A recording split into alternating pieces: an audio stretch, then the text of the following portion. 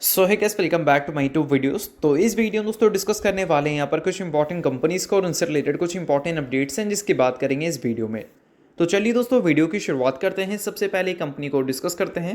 पहली कंपनी का नाम है इरेडा, यानी कि Indian renewable energy development agency limited. But इसको डिस्कस करने से पहले दोस्तों, अगर आपने अभी तक चैनल को सब्सक्राइब नहीं किया है तो चैनल को सब्सक्राइब करके बेल आइकन को प्रेस कर लो, ताकि आने वाली जितनी भी अपडेट्स हैं उन सभी अपडेट्स का नोटिफिकेशन आपको सबसे पहले मिल सके। तो चलिए दोस्तों वीडियो की शुरुआत करते हैं। सबसे पहले बात करते हैं इरेडा से रिलेटेड कुछ इंपॉर्टेंट न्यूज़ एंड अपडेट्स के बारे में। सो दोस्तों, अगर पिछले कुछ टाइम की बात करें तो इरेडा से रिलेटेड दो न्यूज़ हमें कांस्टेंट सुनने को मिली है, जिसमें एक न्यूज़ हमें फंड रेज से रिलेटेड देखने को मिला है, तो दूसरी न्यूज़ हमें कंपनी के डेट से रिलेटेड देखने को मिली है। अब इस कंपनी का जो मैनेजमेंट है वो काफ़ी ज़्यादा फेथ रखा है कि इंडिया को अगर 500 गीगावाट की कैपेसिटी अचीव करनी है तो काफ़ी बड़े उनको इन्वेस्टमेंट की ज़रूरत होगी, जो कि करीब 40 लाख करोड़ का होगा। और उसके हिसाब से इंडिया में जो भी कंपनी रिन्यूएबल सेक्टर में काम करती है, चाहे वो ईपीसी कंपनी हो, मैन्युफैक्चरिंग कंपनी हो या फिर फाइनेंस कंपनी हो, उन सभी को काफ़ी अच्छा ग्रोथ मिल सकता है। तो फाइनेंस के तौर पर इरेडा यहाँ पर काम कर रही है। तो कंपनी अपने फाइनेंशियल्स को स्ट्रॉन्ग करने के लिए, लोन बुक को बड़ा करने के लिए लगातार फंड उठाती जा रही है मार्केट से, जो कि क्यूआईपी के जरिए भी हो रहा है, बॉन्ड के जरिए भी हो रहा है और डेट के जरिए भी हो रहा है। तो इन सारी चीज़ों को नोट करना है। और अभी रिसेंटली कंपनी के मैनेजमेंट ने बताया था कि 1247 करोड़ रुपए परपेचुअल बॉन्ड के जरिए वो रेज करने वाले हैं, इसके ये वो प्लान कर रहे हैं। तो इन सारी चीज़ों को ऑलरेडी हमने डिस्कस किया था। बट इन सारी चीज़ों के बाद दोस्तों, एक और कंपनी ने नोटिस अपडेट किया था एक्सचेंज में, और इस नोटिस में मेंशन ये है कि 25 मार्च को कंपनी बोर्ड मीटिंग कंडक्ट करने वाली है, और इस बोर्ड मीटिंग में प्रपोजल रखा जाना है कि 2026 के फाइनेंशियल ईयर में कंपनी के बोरोइंग्स प्लान क्या रहने वाले हैं। अभी रिसेंटली कंपनी ने बोरोइंग्स लिमिट को 24,500 करोड़ से बढ़ाकर 29,500 करोड़ तक किया था। और बिल्कुल भी हैरान होने की ज़रूरत नहीं होगी अगर कंपनी 2026 के फाइनेंशियल ईयर में 29,500 करोड़ से भी ज़्यादा का फंड रेज करती हुई दिख जाए या फिर डेट लेती हुई दिख जाए, क्योंकि कंपनी का एम है 2030 तक कंपनी का जो करंट लोन बुक है उसको 5 गुना कर देना है। और ऐसे में कंपनी अगर बोर्ड मीटिंग रखी है 2026 के फाइनेंशियल ईयर को लेकर अपने डेट प्लान की या फिर बोरोइंग प्लान की, तो इसके आउटकम्स देखने काफ़ी इंटरेस्टिंग है कि कंपनी कितना रेस करने वाली है क्यूआईपी के जरिए, और कितना रेस करने वाली है डेट के जरिए, या फिर कितना रेस करने वाली है बॉन्ड के जरिए। तो एज ए इन्वेस्टर इन सारी चीज़ों को आप नोट कर लेना अगर आप इरेडा को होल्ड कर रहे हैं या फिर इरेडा में इंटरेस्टेड है तो। सो अब दोस्तों वीडियो में आगे बढ़ने से पहले बात कर लेते हैं वेबिनार से रिलेटेड कुछ इंपॉर्टेंट अपडेट्स के बारे में। सो दोस्तों, ऑलरेडी आप सभी को पता होना चाहिए कि 23 मार्च यानी कि आज के दिन हम वेबिनार अरेंज करने वाले हैं, और इस वेबिनार में काफ़ी कुछ इंपॉर्टेंट चीज़ें आपको सीखने को मिलेगा। काफ़ी सारे लोग ऑलरेडी जुड़ चुके हैं और आज का दिन लास्ट है। तो अगर आपने अभी तक रजिस्ट्रेशन नहीं किया है, लिंक आपको डिस्क्रिप्शन में दिख जाएगा, व्हाट्सएप का पिन कमेंट में भी दिख जाएगा, और स्क्रीन पे आपको नंबर भी देखने को मिल जाएगी। तो व्हाट्सएप पे मैसेज कीजिए, वेबिनार से रिलेटेड कंप्लीट डिटेल्स आपको वहाँ पर मिल जाएंगी। और दोस्तों, इस वेबिनार में काफ़ी कुछ इंपॉर्टेंट चीज़ें आप सीखने वाले हैं, जो कि आपकी स्टॉक मार्केट जर्नी को काफ़ी ज़्यादा हेल्प करेगा। और कुछ इंपॉर्टेंट सेटअप्स हैं जो कि पर्सनली मैं यूज़ करता हूँ, और उन सारे सेटअप्स के बेसिस पे काफ़ी अच्छे रिटर्न्स की पॉसिबिलिटीज़ भी रहती है। और दोस्तों, ये जो सारी चीज़ें हैं वो काफ़ी सारी कंपनी में करंट टाइम में देखा जाए तो अवेलेबल है, क्योंकि पिछले कुछ टाइम में मार्केट में जो करेक्शंस आई हैं उस करेक्शंस की वजह से हर दूसरी कंपनी में ये सेटअप आपको देखने को मिलेगी। तो ये सेटअप अगर आपको सीखना है तो लिंक आपको डिस्क्रिप्शन में दिख रहा होगा, व्हाट्सएप का लिंक के थ्रू जाकर आप व्हाट्सएप पे मैसेज कीजिए, वेबिनार से रिलेटेड कंप्लीट डिटेल्स आपको मिल जाएंगे। आज के दिन ही ये वेबिनार अरेंज करने वाला है, तो फटाफट करिए, ज़्यादा डिले मत करिए।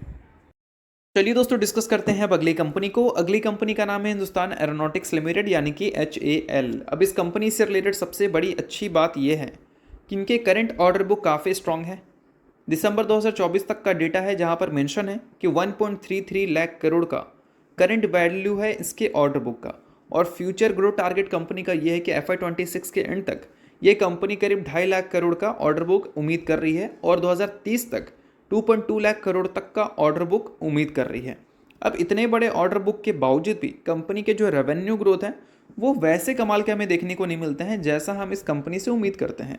अब इसका one of the biggest reason ये है कि कंपनी के जो रिसेंट कॉन्ट्रैक्ट्स हैं उसमें से कुछ कॉन्ट्रैक्ट्स ऐसी हैं जिसपे कंपनी को काफ़ी ज़्यादा प्रॉब्लम हुई है, और वो बोल सकते हैं LCA तेजस का।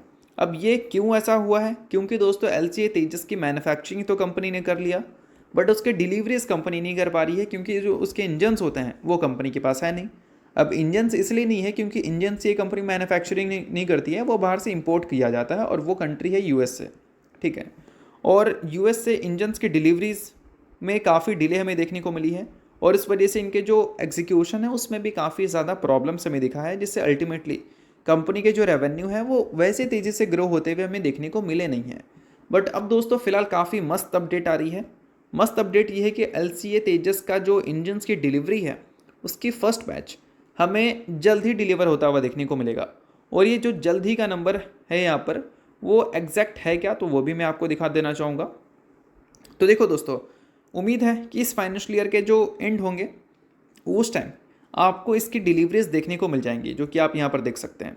मेंशन है the first 11 aircraft are expected to be ready by this year, यानी कि 2025 के फाइनेंशियल ईयर के एंड तक 11 एयरक्राफ्ट रेडी हो जाएंगे, क्योंकि LCA तेजस Mk-1A के जो इंजन्स हैं उसकी डिलीवरी उम्मीद है कि 2025 के एंड तक हमें देखने को मिल जाएगी। और ये 2025 का एंड कब है? आज 23 तारीख, यहाँ से 7 दिन और 8 दिन भी आप बोल सकते हैं।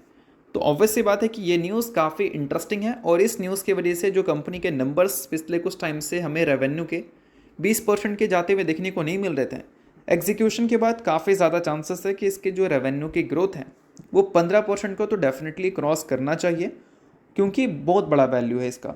और बहुत बड़ा वैल्यू है तो 15% से ज़्यादा की ग्रोथ तो हम उम्मीद करेंगे, और वो ग्रोथ ईजिली ये अचीव अगर कर लेती है तो पिछले कुछ टाइम में जो कंपनी के प्रॉफिट ग्रोथ कमाल के रहे हैं वो और भी ज़्यादा कमाल के हो सकते हैं। तो एज ए इन्वेस्टर आप इन सारी चीज़ों को नोट कर लो, क्योंकि काफ़ी इंपॉर्टेंट रहने वाली है ये। तो चलिए अब डिस्कस करते हैं अगली कंपनी को, जिसका नाम है RVNL यानी कि रेल विकास निगम लिमिटेड। अब RVNL यानी कि रेल विकास में विकास पिछले कुछ टाइम से इनके नंबर्स में देखने को मिली नहीं है, क्योंकि एग्जीक्यूशन में प्रॉब्लम तो इनके भी देखने को मिलते हैं।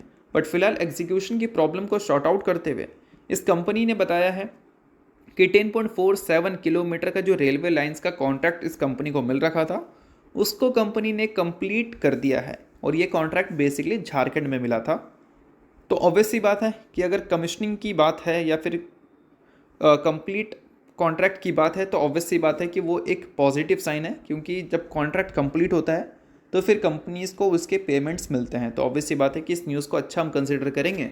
और अभी रिसेंटली कंपनी ने जो और कॉन्ट्रैक्ट्स लिए हैं लाइक NHI की तरफ से कंपनी ने 554 करोड़ का एक कॉन्ट्रैक्ट लिया था, और इस कॉन्ट्रैक्ट के बदले आंध्र प्रदेश में वो काम करने वाली है NHAI के लिए।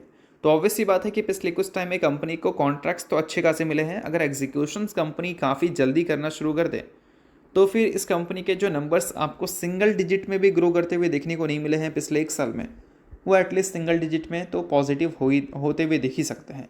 और साथ में दोस्तों देखना बहुत इंटरेस्टिंग रहेगा कि Q4 के अर्निंग्स के बाद कंपनी FY26 को लेकर अपने रेवेन्यू गाइडेंस क्या देती है, क्योंकि 2025 का गाइडेंस अगर देखोगे और उसको 2024 के गाइडेंस से कंपेयर करोगे तो आपको कोई ग्रोथ ही नहीं दिखेगा। और ऐसे नंबर्स के बेसिस पे तो स्टॉक अगर ऊपर दिखती है तो सिर्फ और सिर्फ न्यूज़ बेसिस पे दिखती है। ग्रोथ के बेसिस पे अल्टीमेटली लॉन्ग टर्म में पैसा बनता है, और ऑर्डर बुक तो अच्छे हैं नो डाउट, तो ग्रोथ तो कंपनी को दिखाना चाहिए। अब देखते हैं कि Q4 के बाद कंपनी का नेक्स्ट फाइनेंशियल ईयर को लेकर क्या गाइडेंस हमें देखने को मिलता है। तो चलिए दोस्तों डिस्कस करते हैं अगली कंपनी को। नाम है दोस्तों विराट लीजिंग लिमिटेड। अब इस कंपनी ने अपडेट दिया है कि 25 मार्च को इस कंपनी का है बोर्ड मीटिंग। जिस बोर्ड मीटिंग में कंपनी प्रपोजल रखने वाली है स्प्लिट का, और वो प्रपोजल अगर अप्रूव होता है तो ये कंपनी आपको स्प्लिट अनाउंसमेंट करती हुई दिखेगी। सो अगर आप इस कंपनी के इन्वेस्टर हैं तो न्यूज़ आपके लिए काफ़ी अच्छी है। इन्वेस्टर नहीं है इग्नोर कर सकते हैं न्यूज़, 30 वजह से मैंने बता दिया, बाकी किसी भी तरह का रिकमेंडेशन नहीं है। तो चलिए दोस्तों ये वीडियो यहीं तक था। आपको तो वीडियो आपको अच्छा लगा और लाइक कीजिए, पहली बार सब्सक्राइब कीजिए। वीडियो के लिए बहुत बहुत शुक्रिया।